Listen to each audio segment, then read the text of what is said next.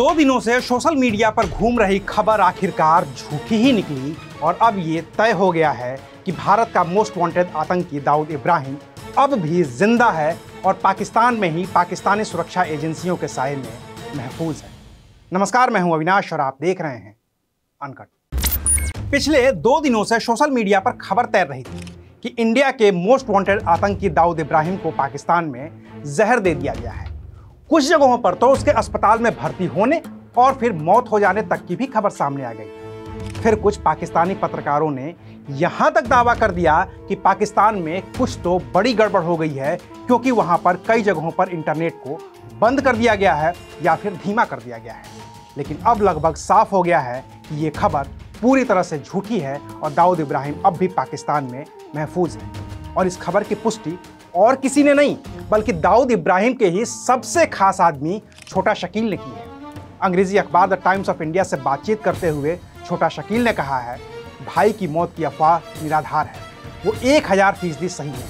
उनके खिलाफ समय समय पर बदनीयती से अफवाहें फैलाई जाती रहती हैं और इस बार भी ये सिर्फ अफवाह है। छोटा शकील के इस दावे के बाद अब कहने सुनने को कुछ रह ही नहीं जाता है कि दाऊद इब्राहिम जिंदा है और वो पाकिस्तान में है।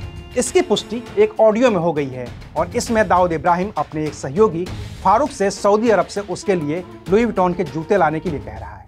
इस ऑडियो क्लिप में फारूक ने कहा है, मैं हर नमाज में आपके लिए दुआ करता हूँ। कल जुमे की नमाज के बाद मैं मक्का के लिए निकलूंगा, उमराह करने जा रहा हूँ और फिर पाकिस्तान आपसे मिलने ज़रूर आऊँगा। साफ है कि फारूक दाऊद से पाकिस्तान में आकर मिलने की बात कर रहा है और भारतीय सुरक्षा एजेंसियों ने भी हमेशा से ये दावा किया है कि दाऊद इब्राहिम दुनिया के किसी और देश में नहीं बल्कि पाकिस्तान में ही है। और अब तो उसके बंगले का पता भी सामने आ गया है। भारतीय सुरक्षा एजेंसियों का दावा है कि पाकिस्तान के शहर कराची के क्लिफ्टन में ही दाऊद इब्राहिम का बड़ा सा बंगला है। पाकिस्तान के सबसे पॉश इलाकों में से एक क्लिफ्टन समंदर के किनारे बसा है, जहां कराची की डिफेंस हाउसिंग अथॉरिटी की गली नंबर 30 में दाऊद इब्राहिम का बंगला है और जिसका नंबर 37 है।